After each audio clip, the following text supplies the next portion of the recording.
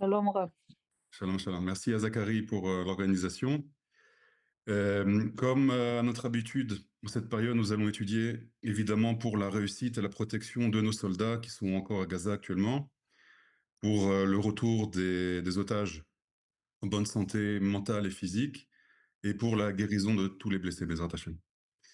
Tov, nous allons étudier aujourd'hui sur, alors, pas forcément tout Bishvat dans son sens classique, mais sur le mois de Shvat, de façon un peu plus globale. Euh, En général, les cours qu'on fait sur tout Bishvat, c'est sur les fruits, la terre, et c'est évidemment le sujet. Mais j'aimerais commencer par une question. Vous savez que le cycle des parachutes de la semaine, c'est un cycle qui a évolué avec le temps. À l'époque du Talmud, on finissait toute la Torah en 3 ans. Et de nos jours, on finit le cycle en un an. Et vous savez, donc ce cycle, ces cycles des parachutes ont été décrétés par les sages. Et on peut faire une connexion entre la paracha de la semaine, ou les parachutes, et la période et la fête qui arrive. Par exemple, la paracha de Vayeshev tombe toujours, enfin, Hanouka tombe toujours pendant la paracha de Vayeshev. Et dans la Gemara, il y a une connexion avec le puits de Yosef, la hauteur du puits, la hauteur de la Hanoukia, toute une connexion là-bas. Et la période dans laquelle on est, c'est-à-dire les parachutes de Shemot, Vaera, Bo et Béchalach, qui sont les parachutes de l'exil d'Égypte et surtout de la sortie d'Égypte, et ben moi je m'attendais à voir dans cette période-là la fête de Pessah, la fête de Shavuot, la fête de Sukkot. Enfin, c'est pas les fêtes qui manquent qui sont liées à la sortie d'Égypte. Et très bizarrement, tous les ans, nous avons ces parachutes qui tombent dans la période du mois de Shvat et pendant tout Bishvat. Et c'est très étrange. Je ne sais pas ce qu'ont dit le Rav Cherki et le Rav Fison, mais j'imagine qu'ils ont dû vous dire que cette fête, elle n'a aucune source, ni dans le Talmud. Alors dans la Mishnah, il y a une source, mais c'est simplement pour des conséquences du conte des Maasrot. Mais c'est très étrange qu'une fête et puis c'est source vraiment des kabbalistes, c'est la fête et c'est le mois qui va tomber pendant cette période-là de la délivrance d'Égypte. Et donc on va essayer de comprendre aujourd'hui quelle est l'essence du mois de Shvat, et surtout le tout Bishvat, donc le 15 du mois, c'est la pleine lune, donc c'est toute la puissance et le potentiel du mois qui se révèle à ce moment-là. Vous n'hésitez pas, bien sûr, s'il y a des choses qui ne sont pas claires, ou voilà, vous posez des questions. Comme je vois qu'on est beaucoup, Baruch Hashem, vous pouvez cliquer, vous savez, il y a une petite main comme ça sur Zoom, vous pouvez cliquer, et voilà, on donnera la parole, Bezrat Hashem. Alors on commence. Pour comprendre le mois de Shvat, il faut comprendre une notion, il me semble que vous avez déjà travaillé ça avec le Rav Yoel. C'est une notion qui apparaît dans le livre Sefer HaYetzira. Là-bas, il y a marqué que toute notre réalité est le résultat de l'interaction de trois entités. Olam, Shana, Nefesh. Rashan. Olam, l'espace. Shana, le temps. Nefesh, l'être humain. Donc là-bas, le Sefer Yetzira, alors c'est très très condensé et ce livre-là est très compliqué à comprendre parce que c'est vraiment, il parle en code, mais toute notre réalité, c'est l'interaction de ces trois entités-là. Olam, Shana, Nefesh. Qu'est-ce que ça veut dire? Ça veut dire que l'espace et le temps ne sont pas des créations impersonnelles, statiques, mais on comprend chez les kabbalistes que l'espace et le temps non seulement ont une volonté, ont une personnalité et ont des caractéristiques, des spécificités. Qu'est-ce que ça veut dire très concrètement? Ça veut dire que imaginez-vous un triangle, d'accord? Vous avez l'être humain, l'espace et le temps, et ces trois êtres vont s'influencer mutuellement. Je vous donne la parole tout de suite, Félicia. Qu'est-ce que ça veut dire? On va prendre un exemple, la connexion. J'ai fait un petit dessin. Zachary, je peux faire un partage d'écran? Normalement, ouais. Ok. Voilà, regardez ici, ça va être plus clair. D'accord? Donc on a Nefesh, Olam, Shana, Nefesh, espace et temps. Et vous voyez, il y a des interactions mutuelles. Un petit exemple par rapport à l'espace. Et nous, évidemment, ce qui va nous intéresser, c'est le temps. Il y a marqué dans Pirkei Avot, Meshane Makom, Meshane Mazal. Celui qui change d'endroit, il change son mazal. c'est-à-dire l'endroit dans lequel il est, ça a une influence sur lui. Mais à l'inverse, nous avons également une influence sur l'espace. Je donne un exemple. L'exemple le plus flagrant, c'est évidemment la relation entre le peuple d'Israël et la terre d'Israël. Lorsque le peuple d'Israël part en exil, la terre tombe en friche. Plus rien. Il y a eu ici les Romains, les Ottomans, les Arabes, les Anglais. Personne n'a jamais réussi à faire pousser un radis ici. C'était du sable.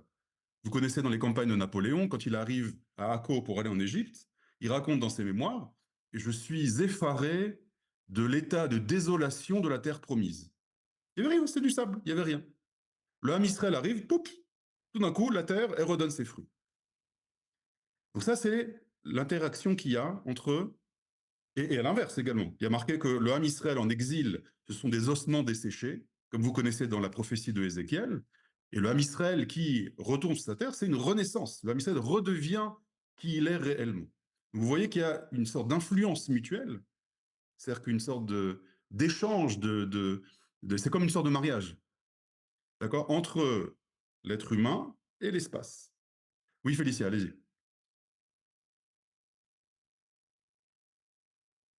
Oui, on ne vous entend pas, Félicia?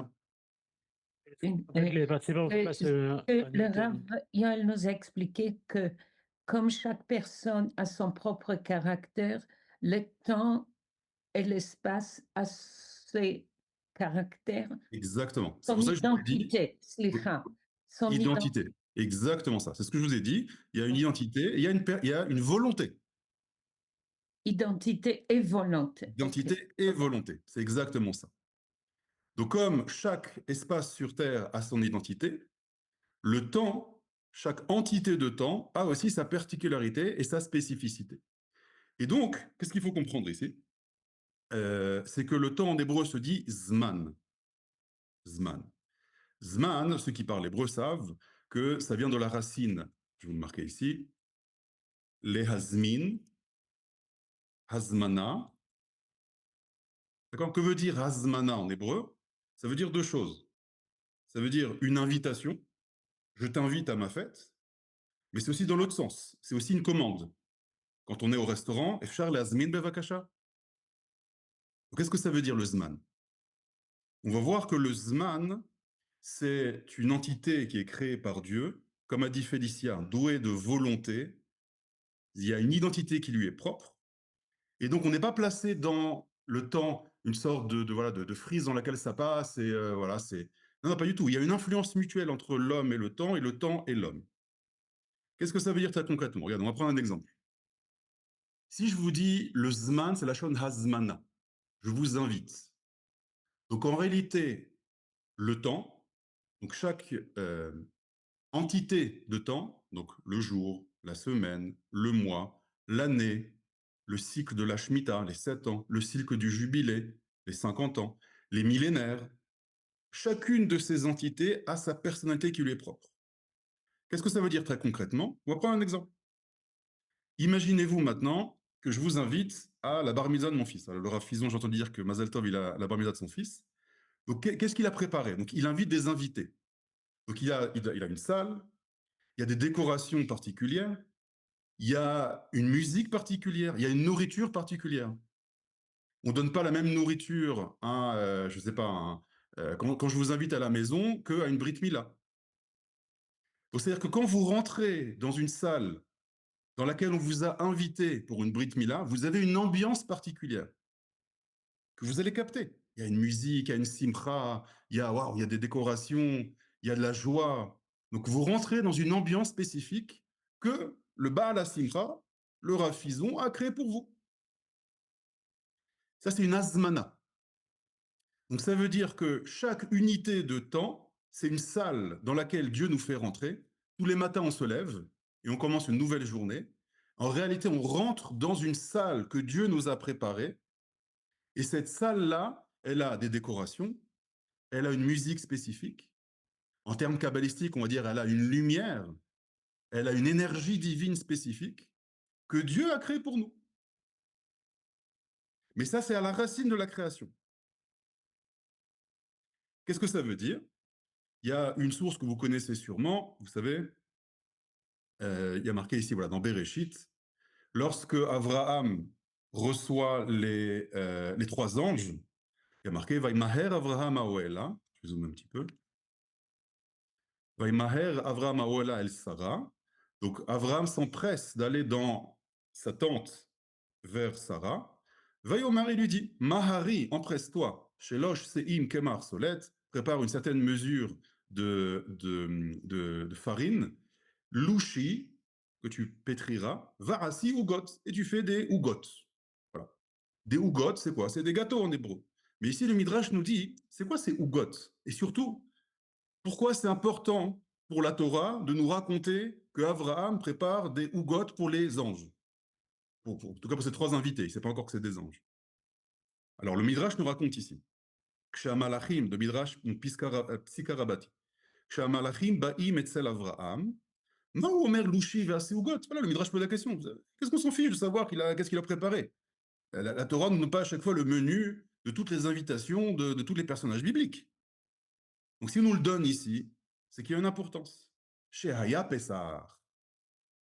Donc, qu'est-ce qu'il nous dit ici? Que c'était Pessar. Et donc, je vous ai coupé un peu la source, mais il dit là-bas, il a préparé des matzot. C'est-à-dire, Abraham, comme c'était Pessar, il a des invités. Donc, pour Pessar, qu'est-ce que tu prépares? Des matzot. Mais qu'est-ce que ça veut dire? Pessah, c'est l'événement, c'est la fête dans laquelle on va fêter l'événement de la sortie du Ham Israël de l'esclavage d'Égypte. Il n'y a ni Israël, ni esclavage, ni Égypte, rien du tout. Comment c'est possible qu'Abraham fait Pessah? Et surtout, comment il mange des matzot? Donc la réponse, c'est ce qu'on avait dit. C'est qu'en réalité, c'est pas parce qu'on est sorti d'Égypte qu'il y a le 15 Nissan qui est la fête de Pessah, mais c'est l'inverse.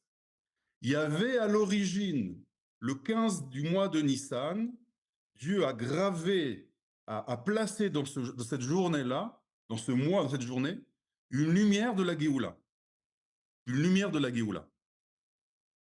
Et cette lumière-là, elle est à l'origine du monde. Et tous les ans, elle se révèle.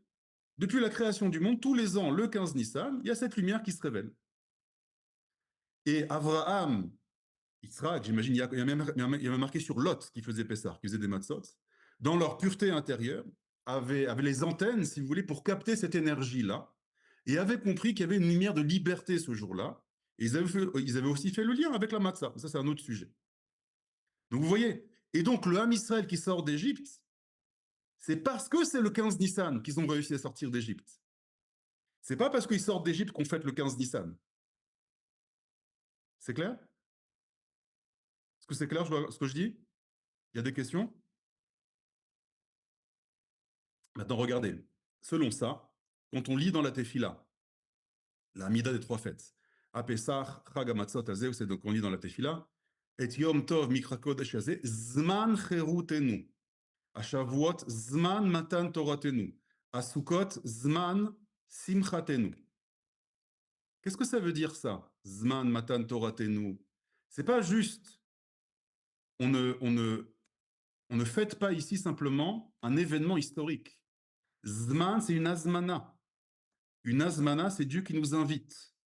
C'est-à-dire que le jour de Pessah, il y a dans l'air de la liberté. Donc tous les ans à Pessah, c'est pas juste du folklore pour fêter un événement qui s'est passé il y a 3500 ans, mais c'est maintenant je sors de mon Égypte à moi. Ça peut être un Égypte collectif. Je suis juif, j'habite en exil, je monte en Israël, je sors d'Égypte. Ça sert à ça, Pessah. Ou un exil intérieur, des limites mentales, des limites intérieures. Mitzrayim, c'est les limites, comme vous savez. Et ce jour-là, il y a une énergie divine qui se révèle dans le monde, que quand je la capte, je peux me libérer de toute mon étroitesse intérieure. Pareil on va prendre Sukkot, Zman Simchatenu. Le jour de Sukkot, il y a une simcha, une énergie, une lumière de simcha qui se révèle. Il faut que j'arrive à la capter. Et très clair nous dit, tout bishvat azman geoula bezrat Hashem. C'est exactement où on va en venir, Claire. Très bien. Donc ça, c'est du haut vers le bas. Donc c'est Dieu qui nous place tous les jours dans une entité de temps qui a une couleur, une lumière particulière.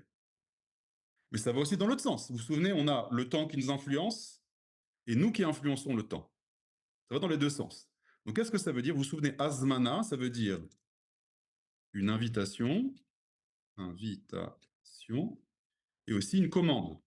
Quand on commande au restaurant. C'est quoi une commande? C'est-à-dire que je veux amener à moi quelque chose. Je fais un effort pour amener à moi cette lumière-là. Et c'est quoi les efforts qu'on a à faire? Ben, c'est simple. Le 15 du mois de Nissan, je dois, moi, me connecter à cette lumière-là, et dans mon nefesh, et dans mon corps. C'est-à-dire, au niveau de ma pensée, ma préparation, mon étude, et au niveau de mon corps, ben, les actes, les mitzvot qu'il y a à faire. Donc, quand tu te connectes à cette fréquence-là, à travers les mitzvot qui sont spécifiques à cette journée, et ben, oups, toute la lumière arrive à toi. Tu la captes et tu peux l'utiliser après dans ta vie. C'est clair?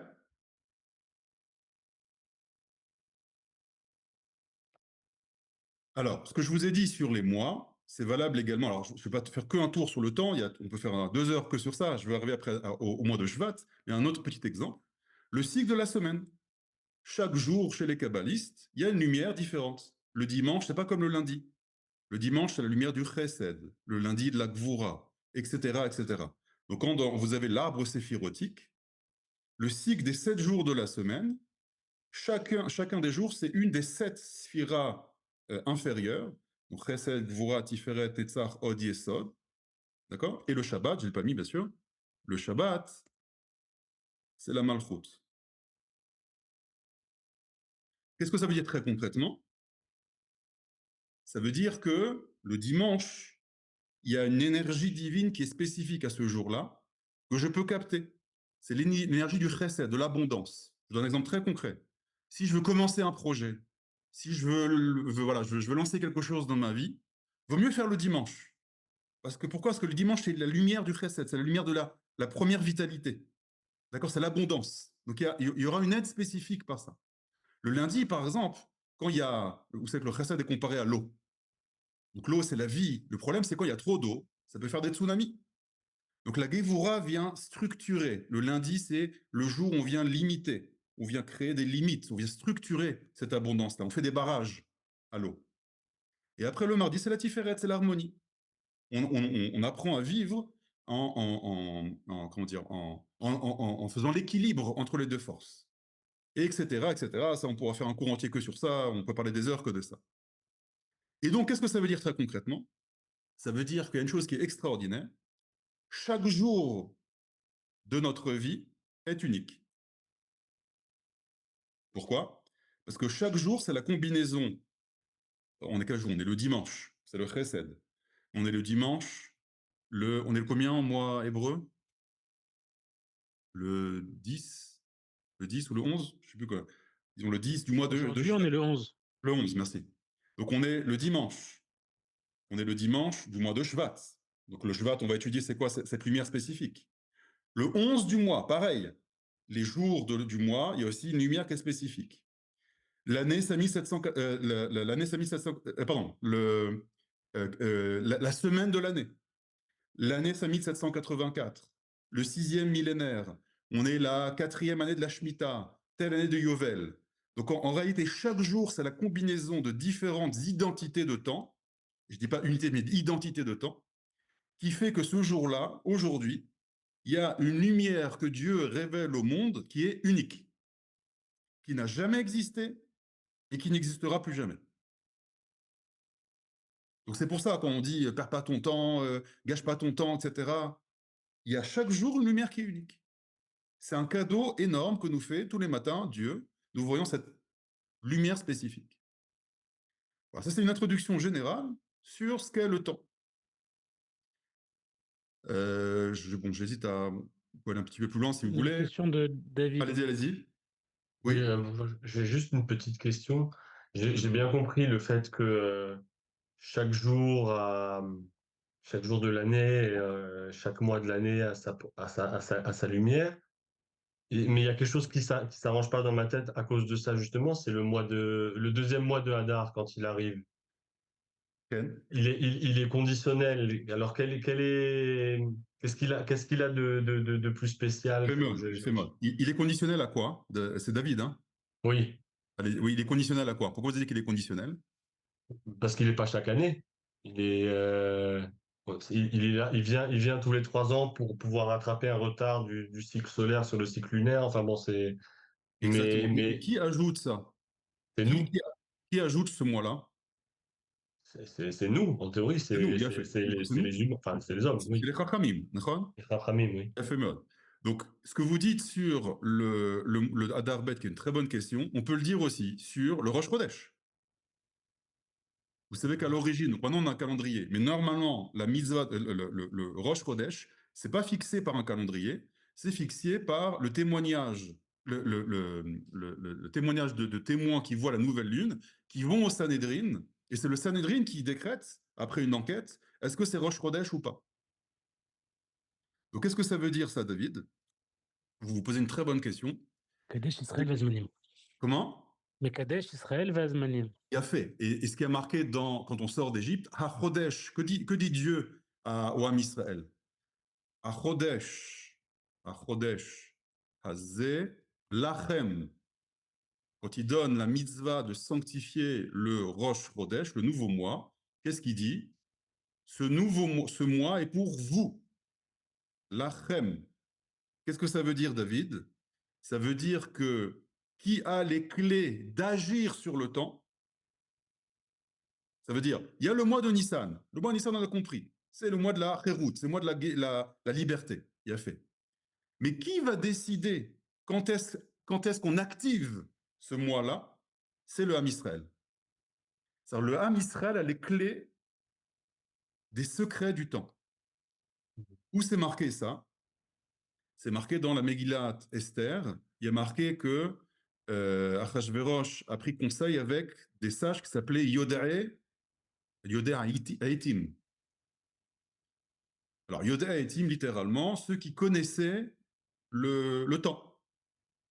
Mais vous savez, dans l'hébreu biblique, d'accord, le verbe la da'at, ça ne veut pas juste dire connaître ou savoir. La da'at, ça veut dire se connecter. Par exemple, quand Adam a un rapport avec sa femme, un rapport intime, il y a marqué Vayeda Adam et Chava Ishto. C'est quoi Vayeda? Le pshat, c'est il a eu un rapport intime avec elle. Le terme utilisé, c'est la da'at, c'est une connexion. Donc, qu'est-ce que ça veut dire? C'est que les sages d'Israël, c'est pas juste ils connaissent les secrets du temps, l'astronomie, etc. C'est pas ça. C'est qu'ils arrivent à connecter. La da'at, c'est connexion. Donc, ça veut dire que Dieu, il a placé à l'origine, comme je vous ai dit, une spécificité à chaque mois, à chaque jour, etc. Et qui va avoir les capacités d'activer ça? Eh bien, c'est le Ham Israël. Nous possédons les clés des énergies, des lumières du temps. Et c'est nous qui décidons quand est-ce qu'on active ça. Vous comprenez? C'est comme un yo-yo, en fait. Comment? C'est comme un yo-yo. C'est comme, enfin, je sais pas si Exactement. je m'exprime bien, mais Ouais, c'est ça, exactement. C'est-à-dire qu'on lance un truc et ça revient après à nous. C'est exactement ça. D'accord? Mais c'est très. Vous comprenez que si le Kiddush HaChodesh, le Rosh Chodesh, se passe le lundi, on est au Sanhédrin, d'accord? Il y a des témoins qui arrivent. Bon, et c'est quand la nouvelle lune? Est-ce que c'est aujourd'hui ou est-ce que c'est demain? Donc on fait une enquête. Si c'est lundi, ça veut dire que 15 jours, si on est le mois de Nissan, 15 jours plus tard, c'est Pessah. Mais si c'est mardi, il y a un décalage de un jour. Et ça marche comme ça. Ça veut dire Hachem libère ses énergies en fonction de ce que les sages ou le Ham Israël décident sur Terre. Donc c'est pareil pour le Hadar Bet. Vous comprenez, David? C'est pareil. Oui, il y a Meira qui il lève la main. On vous entend pas, Meira? Vous êtes, Le vous êtes micro. encore en mute. Vous m'entendez là? Oui, allez-y. Oui. Est-ce il y avait toujours ce partage des jours dès la création du monde ou même à partir de Bereshit plus tard, des jours? C'est le cycle des 7 jours? Oui. Alors, selon le Kuzari, Rabbi Yehuda Levi dit que oui, c'est quelque chose qui est à la racine. Il explique même qu'il y a eu plusieurs tentatives dans l'histoire de changer ce cycle des 7 jours. Je crois, dans mes souvenirs à l'époque de Rome, on voulait faire une semaine de 10 jours, etc. Et ça marche jamais. Il explique qu'en fait, c'est un héritage de Adam Arishon, justement ce secret-là de ce cycle des 7 jours. Donc oui, c'était à l'origine déjà. Excusez-moi, avant, une autre question. J'ai vu que sur le chat, il y avait Rava qui pose, il n'y a pas de correspondance avec Chochma Bina Da'at. Alors, ça c'est une très bonne question. Chochma Bina Da'at, je vais faire parce que c'est pas mon sujet trop les sphirotes, mais pour faire rapidement. Vous connaissez chacun l'arbre séphirotique.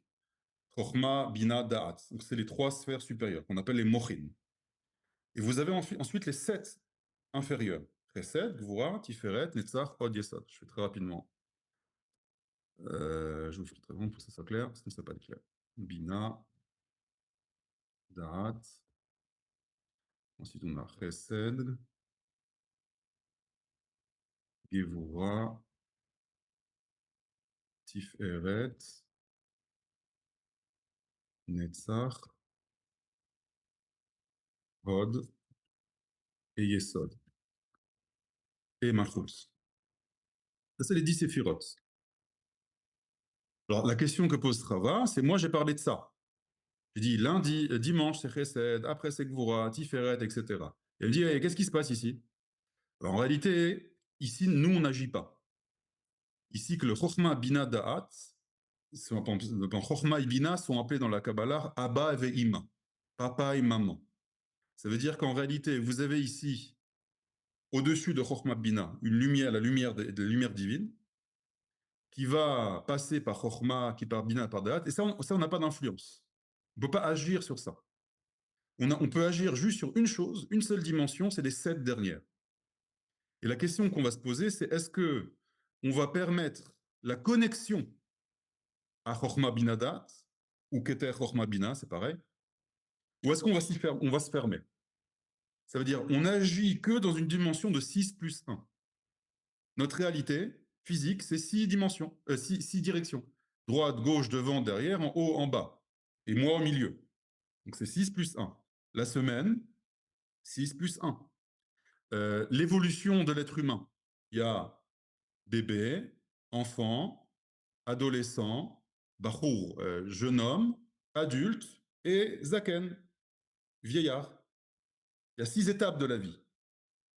D'accord? Donc toute notre action se passe toujours dans une dimension de 6 plus 1. 6 plus 1. 6 plus 1. Et c'est les téphilines. Combien de lanières on met? 7. 6 plus 1. Tout est structuré dans le monde 6 plus 1. Et on agit sur ça. C'est-à-dire on a une capacité à agir sur ces sphirotes-là, soit les magnifier, soit les réparer, ou à l'inverse, Ras Veshalom, les détruire. Et ce que ça veut dire détruire les sphirotes? Ça veut dire qu'on va boucher la connexion aux dimensions d'en haut. C'est clair, Chava? Donc c'est pour ça que j'ai parlé à chaque fois j'ai pas parlé de Chochma Bina Da'at. Ensuite, on a monsieur ou madame Fon, avec le prénom Aïe, qui lève la main. Oui, Oui, shalom. madame Et Aïe. si j'ai bien compris, Am Israël, il a reçu le pouvoir de décider, par exemple, quel jour de la semaine va tomber tout Exactement. Nissan. Mais Exactement. la force de tout Nissan, elle existe. On ne peut pas nous changer tout Nissan le 14 Exactement. Nissan. Et attends, ça c'est Toda. gravé à la création. Tout Bénissan, il y a l'énergie de la liberté, la lumière de la liberté, c'est tout. Quand est-ce que ça va arriver sur Terre? Ça, c'est nous qui décidons. Toda. C'est clair? Ben Saïd qui dit « L'homme est donc libre d'habiter un temps prédéterminé qui n'existe pour lui que parce qu'il le découvre. » Exactement, il y a fait mode. C'est une très belle formule. Très belle formule. Lisez sur le chat ce qu'a dit Ben Saïd. « L'homme est donc libre d'habiter un temps prédéterminé qui n'existe pour lui que parce qu'il le découvre. » Ben Saïd, si vous vous permettez, je vous emprunterai la phrase. Très beau résumé. Ok, donc ça c'est une introduction générale sur le secret et l'essence de ce qu'est le temps. Donc maintenant, je vous rappelle ma question d'origine, quel rapport maintenant entre le mois de Shvat, Toubi Shvat, et la Géoula de Mitzrayim? Apparemment, vous comprenez ici qu'il y a une connexion. Et quelle est la connexion? Il n'y a aucune source. Vous savez que quand on demande à un Rav de faire un cours sur Toubi Shvat, c'est toujours très compliqué. Alors vous avez des très grands Rav, le Rav Yefizon, le Rav Cherki, etc. Mais c'est toujours parce qu'il n'y a pas de source. Il n'y a pas de source. Alors, on vous parle d'Eretz Israël, on parle des fruits, ce que c'est le fruit, le lien avec l'arbre de la connaissance du bien et du mal, la réparation, le hétrog. Il y a beaucoup de choses à dire sur ça. D'accord? Mais on tourne un petit peu autour à chaque fois. Mais, ok, mais le mois de Shvat, tout Bishvat, c'est quoi, vraiment? Il n'y a pas de source. Donc on utilise ça comme symbole de plein de choses, si vous voulez. Donc là, c'est pour ça que je voudrais faire, c'est l'objectif de mon cours, et c'est vraiment de, voilà, c'est quoi le mois de Shvat? Bon, ça, je sais pas si je rentre avec ça déjà en vous, donc je fais très vite. Mais comme on a dit que les unités de temps, les identités de temps sont gravées à la racine, donc la date de la Géoula est également gravée. Et pareil, c'est nous qui allons l'activer. Donc il y a une chose très, très jolie que dit le Gaon de Vilna, dans son commentaire sur le Sifra d'Etzniuta, il donne la date de la Géoula. Donc le Gaon de Vilna, on est au XVIIIe siècle. Donc il y a environ 300 ans, et il donne la date de Géoula. Donc là, je voulais simplifier un petit peu, d'accord? Il donne deux calculs. Il y a un calcul qui est très simple. Tu prends Adam. Aleph, c'est Adam. Dalet, c'est David. Mem, c'est Mashiach. Il dit, tu fais un calcul très simple. Tu prends en quelle date David Amelech il est né, par rapport à Adam Arishon. Donc tu prends le point 0. Tu ajoutes à ça la naissance de David. Alors, de tête, je ne sais plus comment ça fait, 2000 et quelques. Et tu ajoutes à David cet espace de temps. D'accord? Moi, je vais vous le dire exactement. Une seconde.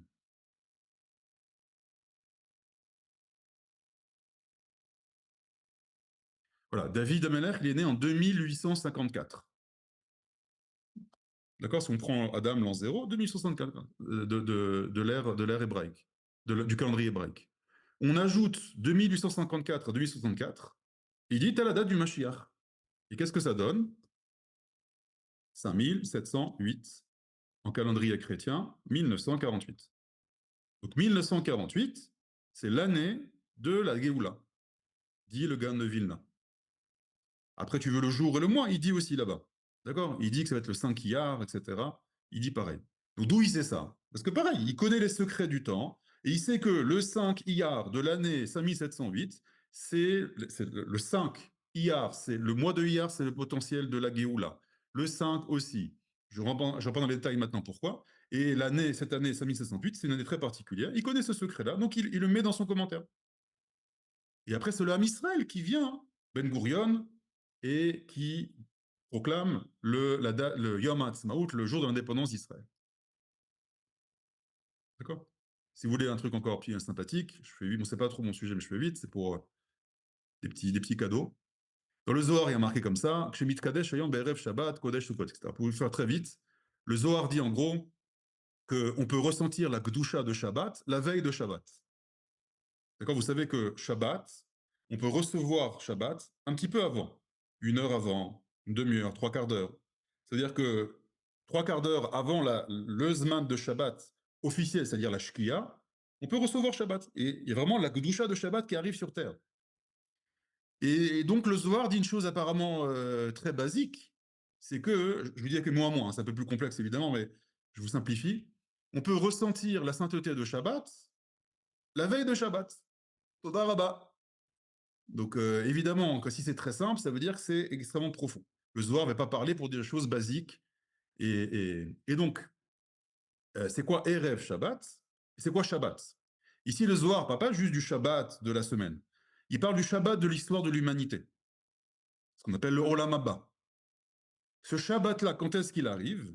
Officiellement, en l'an 6000. On sait qu'il y a une Gemara dans Masachet Sota qui dit que l'histoire humaine telle qu'on la connaît dure 6000 ans. 2000. D'accord? Là, on est en 5784. L'an 6000, c'est la fin de ce cycle-là, et après, on passe dans un nouveau cycle.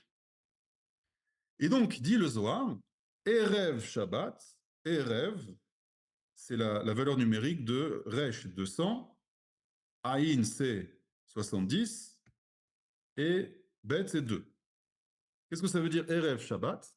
C'est-à-dire que 272 ans avant l'an 6000, tu pourras déjà ressentir la Kedusha de Shabbat. Et ça sort quand? 5728. 5728 en calendrier Goy, c'est 1968. C'est un an après qu'on ait libéré Jérusalem. Donc le Zohar te dit, l'année après que tu retournes à la ville de la Malchoute, la ville de la royauté, tu peux déjà commencer à ressentir la Gedusha du Olam Haba. Donc depuis 1967, 1968, l'année d'après, nous sommes rentrés dans une nouvelle phase, un nouveau cycle. Il y a une lumière particulière du Olam Haba qui se révèle dans ce monde-là.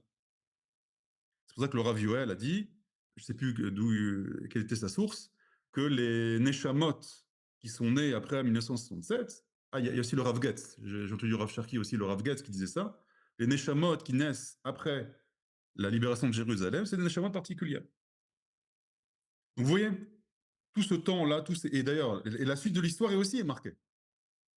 D'accord? On connaît aussi la suite de l'histoire. Enfin, on connaît, ceux qui connaissent. Voilà, ça c'était sur le Zman. Le Zman, Azmana, vous vous souvenez, une invitation à être, une invitation à capter des lumières que Dieu a fixées. Maintenant, ce qu'on va voir, c'est le mois de Shvat. C'est quoi le mois de Shvat? La spécificité. Alors, juste, il y a des questions dans le chat. Je n'ai pas compris. iPhone, je ne comprends pas la question. To be or not to be. Voilà la question. Très bien. Eliaou Elbaz, très bonne blague. Et je l'ai faite hier, j'ai donné un cours sur To be Shvat, je l'ai faite hier, cette blague. J'ai un copyright, je prends 10% sur la blague. Vous lirez sur le chat. Alors maintenant, on va voir le Chodesh Shvat. Juste, je m'arrête là. C'est clair? Le Zman, Azmana, c'est très clair? Chaque jour, une spécificité, etc. etc. C'est bon? Okay. S'il y a des questions, encore une fois, vous m'arrêtez. Maintenant, Chodesh Shvat. On est dans le mois de Shvat. Quel rapport maintenant avec la Géoula de Mitzrayim? Et surtout, c'est quoi la spécificité? Alors, je vous ai amené le Sefer Yetzira. On ne va pas tout traduire parce que c'est extrêmement compliqué, le Sefer Yetzira. C'est vraiment du code. On va juste voir deux notions ici que le Sefer Yetzira nous parle. Zacharie, excuse-moi, j'ai jusqu'à quelle heure? Jusqu'à 12h10 à peu près. 12h10, ok. Bon, il y a marqué 12h35 sur le... On raccourcit? On a commencé plus tôt, mais On a commencé plus tôt, c'est vrai, tu as raison. Alors, je vais essayer de faire un peu plus vite. on peut continuer, on n'a pas de problème. C'est là. Il y a Meira qui a une question avant. C'est des questions à la fin pour pouvoir défouler. Oh, ça va, moi j'aime bien l'interaction aussi, ça enrichit le cours, je trouve. Meira, allez-y. Oui, juste savoir qui a écrit le Sefer Yetzira. Alors, selon la tradition, c'est Avraham Avinu. Mm. Le Sefer Yetzira, c'est le secret des lettres. On va tout de suite voir où c'est que le monde a été créé par des lettres. C'est-à-dire que les particules élémentaires de la réalité, ce sont des lettres, on va en parler tout de suite. Mais juste avant ça, on voit ce que dit le Sefer Yetzira. Alors, je vous traduis, c'est du code, hein. Vous allez voir, on va essayer de décoder juste des petites parties. Imlir od Tzadik. Dieu a fait régner la lettre Tzadik, Beleita. L'Eita, littéralement, c'est une sorte de faire manger quelqu'un, si vous voulez. Ve Kachar Loketer. Et à cette lettre Tzadik, il lui a lié une couronne. Donc on va voir, il y a une lettre Tzadik que Dieu a nommée roi dans un certain contexte. Vetzirfan Zebaze, Vetzar Bahem Dli Baolam, Shvat Bashana, Korkevan Benefesh Zachar Venekeva. Vous voyez ici les trois notions qu'on a vues, Olam, l'espace, Shana, le temps, et Nefesh, l'être humain. Les trois notions qu'on a vues au début du cours. D'accord? Nefesh, Olam, Shana. Et donc, il nous dit comme ça. Il nous dit que le mois de Shvat, tu veux comprendre le mois de Shvat, c'est le secret de la lettre Tzadik. D'ailleurs, Dli, c'est le signe astrologique, le Verseau. Le Mazal, ce qu'on appelle le Mazal. Donc, moi, ce qui m'intéresse juste, c'est que ça. Donc, c'est-à-dire que le mois de Shvat, si vous voulez comprendre le secret, le potentiel, la capacité, la lumière du mois de Shvat, eh bien, Dieu, dans ce mois-là, il a fait régner la lettre Tzadik. Donc, le Tzadik, c'est la lettre qui va dominer, qui va se révéler dans le mois de Shvat. C'est quoi cette lettre Tzadik? Comme je vous ai expliqué, dans le traité de Brachot, il y a marqué Amar Rav Yehuda Amar Rav, Yodea Haya Betzalel, Letzaref Otiyot Shenivreu Baen Shamaim Vaaretz. Betzalel, celui qui a créé le Mishkan, en québécois on dit le tabernacle, c'est celui qui a une capacité de connecter les lettres, donc c'est les 22 lettres de l'alphabet, plus les 5 lettres sophiotes, par lesquels le Shamaim Va'aretz ont été créés. Qu'est-ce que ça veut dire, ça, très concrètement? Pareil, c'est tout un cours sur les lettres, mais en une phrase. De la même manière que toute la réalité physique, matérielle, c'est le résultat de combinaisons d'atomes. D'accord? Voilà. Du verre, c'est quoi? C'est des atomes qu'on a combinés ensemble. Ça fait des molécules, et les molécules qui se combinent, ça fait une matière spécifique. Donc, les particules élémentaires de la réalité physique, ce sont des atomes. Et ben, les particules élémentaires de toute la création, Shamaim Va'aretz, donc et les entités spirituelles et matérielles, ce sont des lettres. Donc les lettres sont les particules élémentaires de la création. Donc quand tu comprends le secret des lettres, tu comprends chaque chose. Le Rav Kook dit que notre neshama est composé de lettres. Les lettres de ton prénom. Tu veux apprendre qui tu es et tes capacités, il faut que tu connaisses les lettres de ton prénom. Il faut que tu comprennes chaque lettre, quelle est sa signification et la combinaison de ces lettres-là. Il faut que tu comprennes ça. Donc là, pour comprendre le mois de Shvat, il faut comprendre c'est quoi la lettre Tzadik. Et quand on comprend la lettre Tzadik, on va comprendre le mois de Shvat, on va comprendre tout Bishvat et on va comprendre le lien avec la Géoula. Alors on avance. Jusque-là, c'est clair? Ces notions, je pense que vous connaissez un petit peu, les lettres de la création, etc. Alors, lettre Tzadik, la vérité, il faut faire un cours entier sur chaque lettre. Il y a le Rav Yoel qui a un très beau podcast sur Nishma, dans lequel il prend chaque lettre, il a un dialogue avec les lettres, c'est très joli, je vous invite à aller écouter. C'est quelques minutes, il donne un peu l'essence de chaque lettre. Moi, je prends juste... Alors, quand vous voulez étudier une lettre, ce que je vous conseille, c'est de la voir sous 3 aspects. Vous avez la forme de la lettre, vous avez la valeur numérique de la lettre, et vous avez le nom de la lettre. D'accord? Bet, la lettre bet, c'est la shon bait. C'est aussi, la forme, c'est un resh et un vav. D'accord? Et c'est la valeur numérique 2. Donc ça, si vous voulez étudier en profondeur chaque lettre, il faut voir tous ces aspects-là. Pourquoi? Parce que la lettre, c'est comme un monde. C'est ce qu'avait dit Félicia, c'est une identité. Donc comme nous, moi je suis composé, j'ai un corps, j'ai une âme, j'ai des capacités intellectuelles, physiques, d'accord? Donc j'ai plein d'aspects pour me définir. Et ben une lettre, c'est pareil. Une lettre, c'est un être qui a plein d'aspects. Donc un aspect au niveau du nom, au niveau de la forme, d'accord? La forme de la lettre, c'est comme son habit, si vous voulez. Il y a le blanc de la lettre, d'accord? Bon, c'est des mondes entiers, les lettres. Et j'aimerais juste voir, comme on n'a pas beaucoup de temps, juste sur le nom de la lettre. Tzadik, d'accord? Tzadik. Alors on dit tzadé, il y en a qui disent tzadik. Ça a 2 significations. C'est tzedaka et tzedek. Et c'est très étrange ça. Donc je mets mes...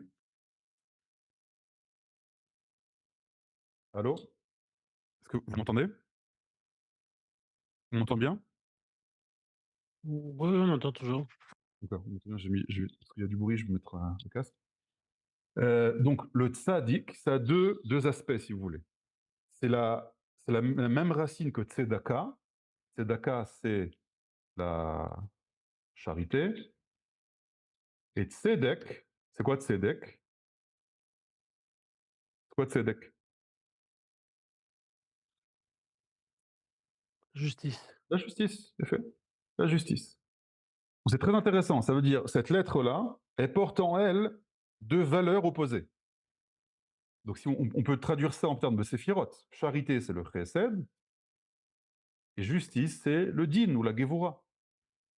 C'est très étrange. Ça veut dire que c'est 2 notions opposées. Il y a le fait de donner le don absolu, l'abondance, et à l'inverse, il y a la justice, limite, la structure. Et la lettre tzaddik porte en elle ces 2 fondements-là. Bon, il y a beaucoup de choses à dire, mais je vais avancer. Il y a Ah oui, j'ai oublié de vous dire, chaque lettre est liée à une séphira. Je vous ai dit, il y a le nom de la lettre, la valeur numérique de la lettre, il y a la forme de la lettre, il y a le blanc de la lettre. D'accord? Le blanc, c'est-à-dire qu'il y a un blanc, et la lettre va être un habit. Et donc, le blanc de la lettre, il y a aussi, et il y a aussi une couleur à la lettre. Il y a aussi une note de musique qui est liée à la lettre. C'est vraiment un monde en soi, une lettre. Et à quelle sphira correspond la lettre Tzadik? Ce qui est marqué dans Michelet. Michelet y a marqué, dans le livre de Michelet, Ka'avor Soufa, lorsqu'arrivera une tempête, Ve'en Racha. La tempête va balayer le rachat. Il n'y aura plus de rachat. De quelle tempête on parle? On parle de la justice divine, d'accord, qui arrive sur terre. Donc le rachat est balayé. Vetzadik, yesod olam. Mais le tzaddik, il est ancré. Le yesod, ça veut dire le fondement dans le monde. Donc le tzaddik, lui, quand il y a la justice divine, lui, il reste, il ne disparaît pas. Et donc on voit ici que le tzaddik correspond à la mida de yesod. C'est une chose que sûrement vous avez dû voir quelque part, d'accord? Si on reprend notre arbre séphirotique, vous voyez ici que le yesod, ça va être, on a chorma, bina, da'at, chesed, gvura, tiferet, c'est un premier triangle, chesed, gvura, tiferet. Ensuite, on a un deuxième triangle, netzar du côté du chesed, hod du côté de la gvura, et un deuxième équilibre, le yesod. Et le yesod, c'est la séphira qui va harmoniser toute la structure des séphirotes. Donc toutes les valeurs divines vont se mélanger en lui. Et après, elle a une capacité à révéler ça dans l'action, la malchoute. D'accord? La malchoute, c'est le roi, c'est-à-dire c'est l'action, celui qui va. Donc le yesod, c'est une séphira qui est très très importante. C'est le fondement, vous voyez, c'est comme une sorte de pilier de toute l'arbre séphirotique. Et ça va être tzaddik. Donc c'est pour ça que le tzaddik, elle porte en elle la tzedaka, c'est l'aide de tzedaka, donc le chesed, et le tzedek, la justice. D'accord? Vous voyez ici, il y a deux côtés. Le côté droit, c'est le chesed, le côté gauche, c'est le din, et le milieu, c'est l'équilibre. Il y a trois catégories d'équilibre. Il y a le da'at, il y a la tiferet, et il y a le yesod. Donc le yesod, c'est la fin du cycle, la fin du processus. À la fin de tout ce processus-là, imaginez-vous une lumière ici divine qui passe par la chorma, qui arrive dans la bina, d'accord? Qui rentre dans le da'at, après par le chesed, gvura, tiferet, netzach, hod, yesod, ça y est, c'est fini. Tout est arrivé à équilibre. Maintenant, on peut réaliser ça dans la malchoute. On dit que la malchoute, elle ressemble à la lune, elle n'a pas de lumière spécifique à elle, elle reçoit simplement tout ça et pour agir. Est-ce qu'il y a une question? Hey Serge! Merci pour tes compliments. Donc ça, c'est le yesod. Et donc, tzaddik, vous avez compris, c'est la combinaison de ces deux valeurs divines que le chesed et le din. Et ça, c'est la lettre qui règne dans le mois de Shvat. Quel rapport maintenant? On avance. Regardez ce que dit ici le Bnei Issachar. Le Bnei Issachar, c'est un sage de la Chassidoute, qui dit une chose très étrange, mais on commence à entrevoir un petit peu le lien avec la Géoula. Il dit comme ça, Ve'amer kulam tzadikim, Ve'amer, ton peuple, donc on parle à Dieu, le peuple de Dieu, kulam, tous, c'est des tzadikim. Tzadik. Kevan shemazalan gam be'olam hazeh ou mazal anivra al-yedei ot tzadik. Alors là, il nous livre une information très importante. Il dit que le mazal du Ham Israël, ou bien qu'on dit que en mazal est Israël. Israël est au-dessus du mazal, d'accord? Il y a une dimension, si vous voulez, le mazal ici, c'est une sorte de la capacité qu'a le Ham Israël, la spécificité du Ham Israël par rapport aux autres nations du monde. Et donc le Bnei Issachar nous révèle, comme ils sont appelés tzadikim, le Ham Israël on appelait des tzadikim, donc quelle est la lettre qui va être à la racine du Ham Israël? Ot tzadik, la lettre tzadik. Vehu iye siman hageoula le'atid. Ah, là, il commence à nous révéler un truc. Et cette lettre tzadik, ça va être le signe de la Géoula future, Bimera Beyamenu. Et là, il cite un verset, Semach Tzadik. On va voir tout à l'heure dans le Midrash. Semach Tzadik. Semach, c'est la pousse, d'accord, la plante qui pousse, Tzadik. Et c'est lié à la dimension de Tzadik. Et on verra dans le Midrash qu'on parle ici du Mashiach. Kayadoua mi Rabotanu Zichron el Vuracha, comme il est connu dans le Midrash, je vous l'ai mis en dessous. Vehu be'et asher yitromem karnan ou mazalam shel Israël la'ad. Et cette lettre tzadik qui brille, donc nous on sait déjà que c'est dans le mois de Shvat, elle est liée à la Géoula, mais pas n'importe quelle Géoula, la Géoula future, c'est-à-dire notre Géoula à nous, la génération dans laquelle on est. Et cette lettre tzadik, c'est pas juste, parce que vous savez que la Géoula, c'est un processus. Ça commence par la terre qui redonne ses fruits, la création de l'État d'Israël, la conquête de la terre, Jérusalem, doucement, doucement, le Ham Israël qui revient sur sa terre, la Chazara Bitchouva, et tout un processus qui amène après le Beth Amikdash, le retour de la prophétie, le Melech HaMashiach, le Shalom dans le monde. Tout ça, c'est un processus.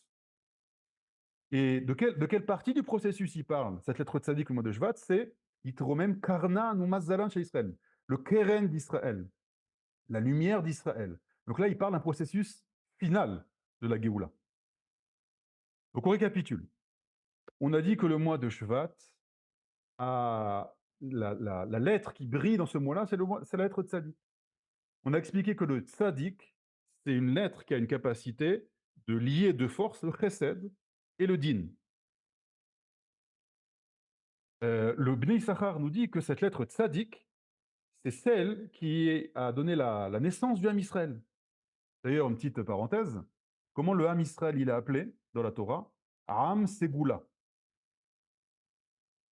Qu'est-ce que ça veut dire Segula? En hébreu, ça veut dire deux choses. Segula, Sagol, ça veut dire violet. Ça veut dire aussi capacité.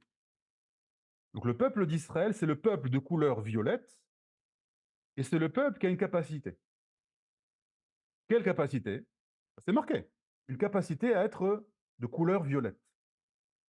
Quel rapport maintenant? C'est quoi comment ceux qui connaissent la peinture, comment on fait du violet? Avec quelle couleur? Comment on fait du violet? Personne ne sait? Regarde dans le chat. Comment on fait du violet, les amis? C'est du bleu, plus du rouge. Ça fait du violet. Le bleu, c'est quoi? C'est le chesed. Le bleu, c'est la mer, d'accord? C'est le ciel, c'est l'infini, c'est l'abondance. C'est quoi le rouge? Le rouge, c'est le din. D'accord? Le rouge, c'est la couleur du sang, de la justice.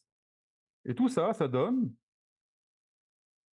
le violet, le yesod. Et c'est la lettre tzadik. Donc quand le Bnei Issachar nous dit que la racine du Ham Israël, c'est la lettre tzadik, vous savez, tzadik, c'est tzedaka, chesed, tzedek, justice. Et bien c'est exactement ça. D'accord? C'est le Ham Israël. Le Ham Israël qui est appelé Ham Segula, le Ham qui a une capacité à unifier les valeurs divines de chesed et de din. C'est ce qui a marqué Melech oev tzedaka ou mishpat. Un roi qui aime la tzedaka ou mishpat. Chez les nations du monde, ils prennent une valeur divine. Les chrétiens ne prennent que le chesed, les musulmans ne prennent que le din. Ils n'ont pas de capacité à unir les valeurs divines. D'accord? Le Ham Israël a cette capacité-là à être de couleur violette. Il y a plein de questions dans le chat. Bleu, rouge, bleu, rouge, bleu, rouge. Ah, mais j'ai déjà dit, déjà. Rouge, din, c'est Youssef Yehuda. Lévi pose la question, pourquoi si le tzaddik est à lettre qu'il relie le chesed de la gvoura, elle n'est pas associée à Tiferet plutôt qu'à Yesod? C'est une très bonne question. C'est Lévi qui pose la question. Lévi dit, mais je ne comprends pas. Il y a plusieurs harmonies dans l'arbre Sefer. Il y en a deux ici. Il y a Tiferet et il y a Yesod. Alors pourquoi ce ne serait pas Tiferet plutôt? Pourquoi ce serait Yesod? Pourquoi le tzaddik est dans Yesod n'est pas là? Qu'en fait, le Tiferet, c'est une harmonie, mais il manque quelque chose dans la Tiferet. J'explique très rapidement, parce que ça demande un peu un développement. Chesed, c'est encore une fois, c'est la graine première, c'est l'abondance. Gvura, c'est les limites. Tiferet, c'est l'harmonie. Donc on a réussi, quand on arrive dans Tiferet, dimanche, lundi, mardi. On arrive à mardi, on a réussi à structurer notre vie. Magnifique. Mais il y a un manque ici. Cette harmonie, elle n'est pas parfaite. Pourquoi elle n'est pas parfaite? Parce que l'harmonie que tu as réussi à créer en toi, ou dans le monde, c'est bien beau d'avoir réussi à la créer, mais ça peut être éphémère. Ça veut dire qu'il faut que tu arrives maintenant à créer un nouveau triangle, et la première lumière que tu dois, la première énergie que tu dois mettre à ce triangle, c'est une lumière d'éternité, Netzach. Ça veut dire que cette harmonie de Tiferet que tu réussis à créer, il faut maintenant l'ancrer dans l'éternité. C'est pas suffisant d'avoir atteint l'équilibre. Si tu as atteint un équilibre et qu'il disparaît au bout de 3 jours, bah, qu'est-ce que tu as fait? C'est très bien, tu as réussi, mais pour que ta vie soit transformée par ça, il faut que tu ancres ça dans une habitude, dans une éternité. Donc c'est pour ça que la Tiferet, on va lui insuffler la lumière de Netzach, c'est-à-dire l'éternité, la Gviout, la constance. Mais il manque aussi un autre élément à Tiferet, c'est le Hod. C'est quoi le Hod? C'est que c'est très bien de faire les choses avec Tzedaka, Tzedek, harmonie, etc. Mais tu peux faire les choses de façon pas très jolie.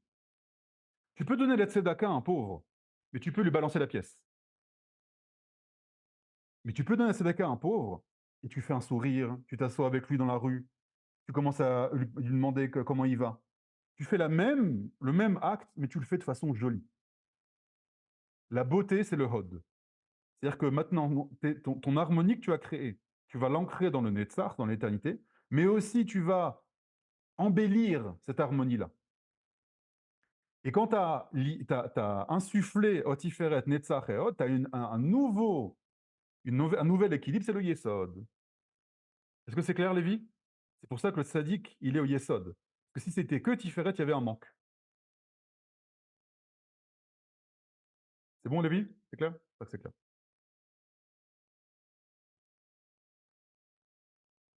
Une question. Il a fait ce que vous dites, Rabbi Messan. Quelle tribu du... Ah, il a fait. Quelle tribu de Bnei Israël est liée à Shvat? Alors, Félicia, c'est la tribu de Asher. La tribu de Asher. D'accord? Pourquoi? Je n'ai pas expliqué ça maintenant. Mais c'est la tribu de Asher qui est liée au nom de... Parce que Félicia a raison que les 12 mois sont liés à 12 tribus. D'accord? La tribu de Shvat, c'est Asher. Et ça, bon, il y a beaucoup de choses à dire ça, mais je n'ai pas beaucoup de temps. J'avance. Donc, on répète. On a dit dans le Bnei Issachar ici que le mois de Shvat, on avait dit dans Sefer Yetzira, c'est la lettre Tzadik. On dit que la lettre Tzadik, c'est la lettre du Ham Israël, qui a la capacité, encore une fois, de Tzedaka et Tzedek. Et c'est aussi la lettre, un signe de la Géoula Atidit. De quoi il parle ici? Alors regardez.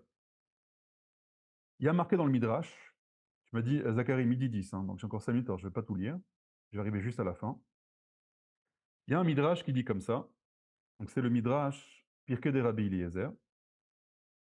Je vous enverrai, lisez ça, c'est très sympathique. Il dit comment Dieu punit les nations du monde à la fin, etc. C'est très... J'ai pas beaucoup de temps, que je dis directement ça. Rabbi Eliezer Omer. Rabbi Eliezer, il dit Hamisha otiyot shenirpelu bechol haotiyot shebatorah kulam lesod geulat. Vous savez que dans l'alphabet hébraïque, vous avez 22 lettres, plus 5. C'est quoi les 5 lettres? Ce qu'on appelle man tsefar. Vous avez 5 lettres qui sont les lettres sophiyot.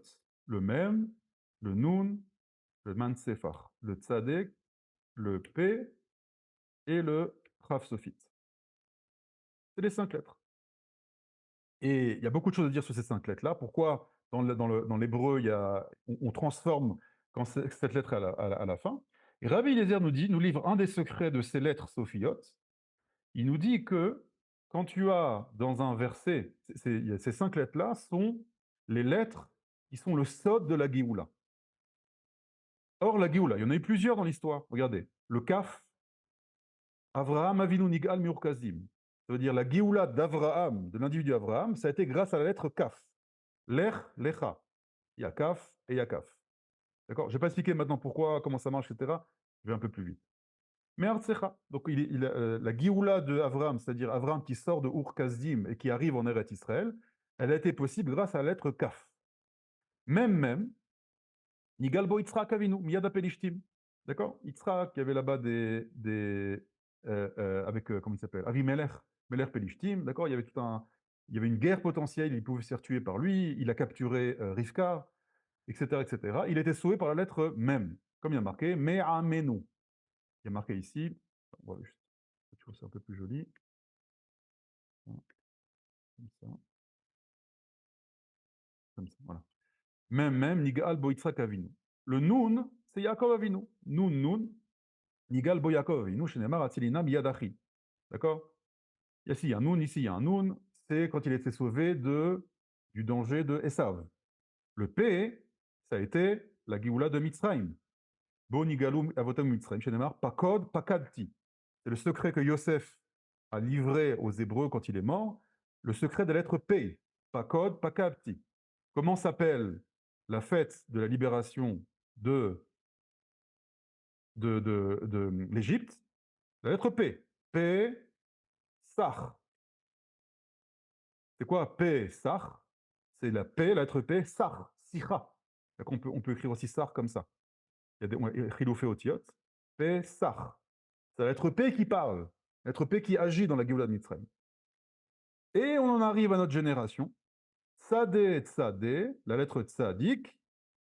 Bo atid akadosh baruch hu lilgol et Israël mishiebud arba malchuyot velomar lahem tzamarti lachem sheneemar ve'amarta elav ko amar Hashem tsevaot ine ish tzemar shemo. Ah mince, j'ai coupé la suite. Umitarta vitzmar, etc. J'ai coupé la suite. Mince. Il dit à la fin, bon, je fais ça vite. Donc la lettre tzadik, il dit le Midrash, c'est la lettre de la Géoula finale. Et cette lettre-là, dit le Midrash, c'est lié au verset Tzemar Tzamarti.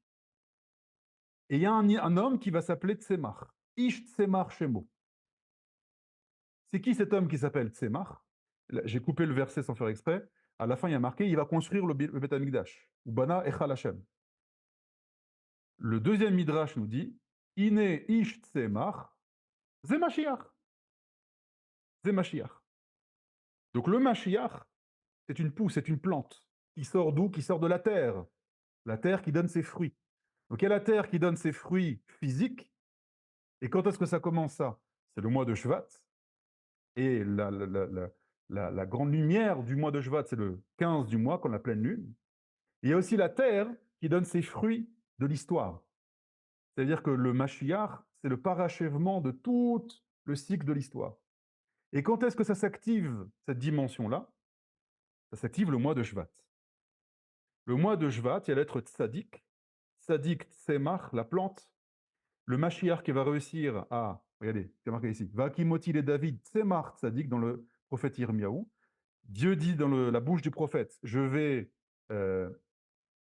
placer, Vakimoti, à David, à la descendance de David, Tzemach Tzadik, une pousse, un Tzadik, Malach, Melech, il va régner, Veiskil, il va réussir, Ve'asa, il va faire deux choses. Mishpat ou Tzedaka, Ba'aretz, sur terre. Donc cette lettre Tzadik, Tzedaka, Tzedek, elle est liée au mois de Shvat. Le mois de Shvat, on a dit que c'est le mois de la Géoula. Mais quelle étape de la Géoula? La dernière étape, le processus final de la Géoula. C'est-à-dire c'est la pousse du Mashiach qui arrive à ce moment-là. Et cette pousse du Mashiach-là, elle a une capacité à amener sur terre Tzedaka ou Mishpat. Donc c'est pour ça que dans ce mois de Shvat, et surtout dans cette période-là, on a besoin, un très très très grand besoin de justice. Beaucoup besoin de justice. Il y a beaucoup de choses injustes qui se passent ici. Et donc ce mois de Shvat a une capacité à faire naître, alors soit physiquement, si vous voulez, l'apparition du Mashiach, c'est-à-dire le Mashiach, encore une fois, ça va être le Rosh Memshala. D'accord? Melech Mashiach, c'est un homme descendant de David qui va prendre la tête de l'État d'Israël. D'accord? Et le mois de Shvat a ce potentiel-là d'amener cette lumière. Emet Meret Ismach, exactement, David. Donc, je m'arrête ici. Voilà, on a encore, si vous voulez, encore 5 minutes de questions. J'espère que c'est clair. Ah oui, et donc, excuse-moi, et juste pour terminer juste le fil.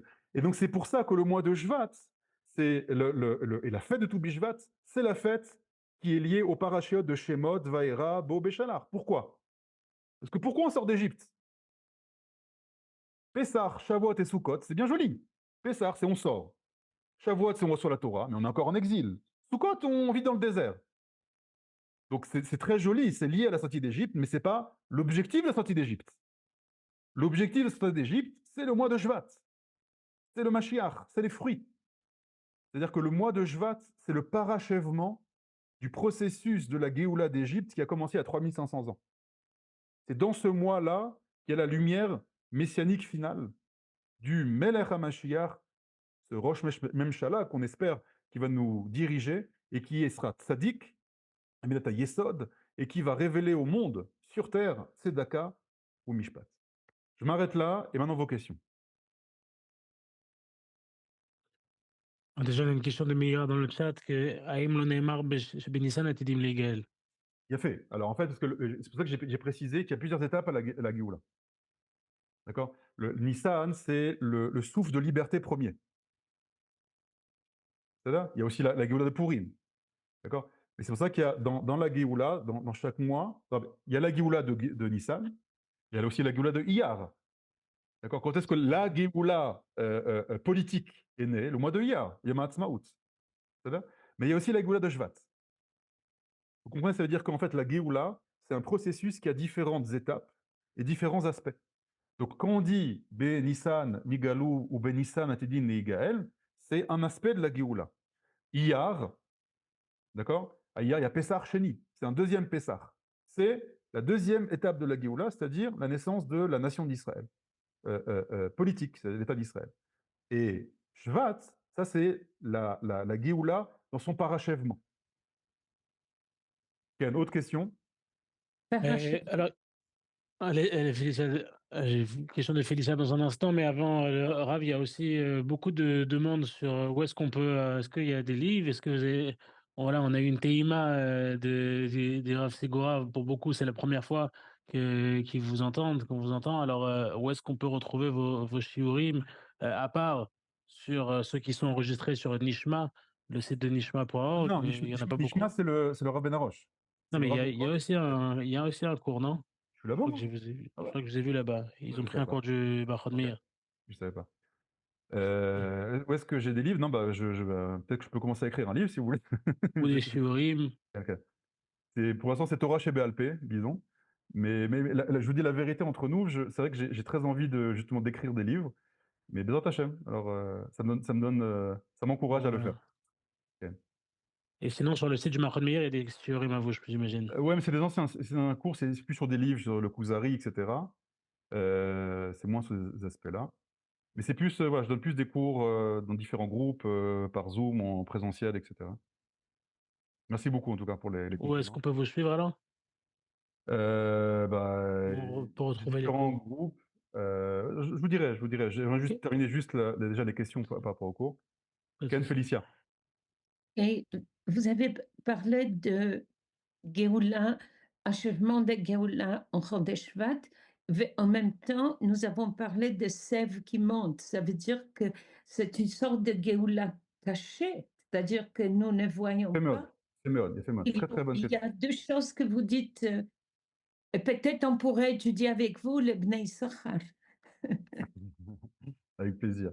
Alors, ce qu'a dit Félicia, c'est très beau parce que vous savez que dans la Mishnah, hein, il y a une marloquette entre Beth Shammai et Beth Hillel. C'est quand ce Rosh Hashanah, la Ilan, il ne marquait pas la Ilan. Le Beth Shammai, On n'a pas parlé d'Ilan. voilà, la racine, c'est le premier du mois de Shvat. Et Beth Hillel, c'est le 15 du mois de Shvat. Qu'est-ce qui se passe au niveau agricole à ces moments-là? Le Rosh Chodesh Shvat, c'est ce qu'a dit Félicia, c'est la sève. Si vous pouvez juste couper les micros, s'il vous plaît. J'entends un bruit. Le premier du mois de Shvat, c'est la sève qui pousse dans les arbres. Et le 15 Shvat, c'est le bourgeonnement, les premières fleurs qui apparaissent. Donc Beth Shammai, c'est la racine. Et Beth Hillel, c'est le début de la réalisation. Donc Félicia nous dit, dans le mois de Shvat, il y a une sève qui monte. Donc c'est quelque chose, il y a un processus ici qui est caché. Et bien c'est exactement ça. C'est pour ça que le Mashiach s'appelle Tzemach. C'est une plante. La plante, au début, tu vois rien. Tu as de la terre. Tu mets une graine, tu vois rien. Tout d'un coup, il y a un petit truc qui pousse. C'est un arbre, ça. C'est quelque chose. Non, c'est un minuscule. Seulement, il y a un Rikouv. Et il y a Rikouv, exactement. Et après, tu as tout d'un coup la chose qui apparaît. C'est pour ça qu'il y a marqué dans la Gemara, En HaMashiach ba ela be'esech hadat. Le Mashiach apparaît de façon soudaine, comme ça. On ne savait pas. Il apparaît comme avec David. D'accord? David, on avait le roi Shaoul qui était bien installé. Et tout d'un coup, on a un petit gamin, là, un roux. Il est dernier de la fratrie. On ne sait pas très bien s'il est juif en plus, etc. Et tout d'un coup, lui, il apparaît comme ça. Il devient le roi d'Israël. Donc c'est une pousse. Ça grandit doucement, doucement. Et c'est caché. C'est un processus qui est caché. Vous avez raison, Christian. Oui, Daniel? Daniel Galin? Vous levez la main? Allô? Vous êtes en mute, Daniel. Oui, là, vous m'entendez? Oui, c'est bon. Ça Ouais. y est. Ah. Bonjour Rav, Shavua Tov. On ne voit pas. J'avais un petit ridouche personnel à vous communiquer, savoir si il y a un rapport avec ce que vous nous avez enseigné. En fait, on voit dans la Gemara de Sanhedrin 97a une discussion entre Rav ou Rava et les Rachamim concernant le nom du Mashiach, et Rav dit que il peut s'appeler Daniel du monde des non-vivants. Alors le ridouche, c'est que Daniel, on a Dan le Din, et on a elle qui est l'attribut de Resed, et donc on retrouve les deux, et du monde des non-vivants, donc c'est également, ça fait allusion à la pousse, ce qui sort de terre. Alors peut-être que ça marcherait bien pour que le nom du Mashiach s'appelle Daniel, d'après les commentaires de... J'ai cru que vous allez nous dire, Daniel, que vous êtes le Mashiach. mais c'est exactement non, ça. Mais je suis aussi né la veille de Toubou Shvat. Ah oui, alors ça s'approche. Rentrez en politique, devenez Rosh Hashanah et on vous soutiendra. Je voterai pour vous. Mais il a fait c'est un très beau chidouche, très beau chidouche. Dan, ça peut tenir comme un chidouche. Comment Ça peut tenir comme chidouche. Il y a et le din et le chesed dans le nom de Daniel. Il y a fait mode. Oui, c'est ça. Ok, merci beaucoup. Avec plaisir, merci à vous pour le chidouche. Je vois des questions de Léa dans Sefer HaYetzira, etc. Léa, je ne vais pas vous répondre à ça. Désolé parce que ça prend trop de temps. Je ne peux pas répondre en une phrase comme ça. Donc la prochaine fois, Bezrat Hashem, si on fait un autre cours. Il y a les gématriotes, etc. Voilà. Là, je vois les questions qu'il y a sur le chat. C'est des questions... Alors, juste, je réponds à une question de Aaron David. Où peut-on trouver quelles sont les lettres, les couleurs, les mois, tribus dans les séphirotes? Auriez-vous un schéma? Alors ça, c'est un très grand problème. C'est-à-dire, quand on parle de toutes ces notions dont je vous ai parlé, bah voilà, peut-être que je vais écrire un livre sur ça, parce qu'il n'y a pas de livre. C'est-à-dire qu'il n'y a pas une source qui parle des lettres. Vous voulez étudier sur les lettres? Il n'y a pas. Il faut piocher un peu partout comme ça. Donc peut-être c'est un livre à écrire. Mais voilà, il n'y a pas. C'est un vrai problème.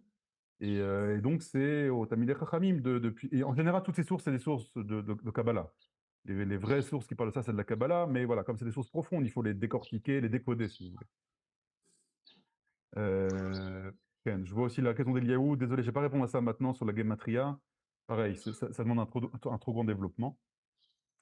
Voilà, s'il y a d'autres questions. Merci. Suivant tes couleurs, ce serait magnifique. Merci. Merci à vous. Merci.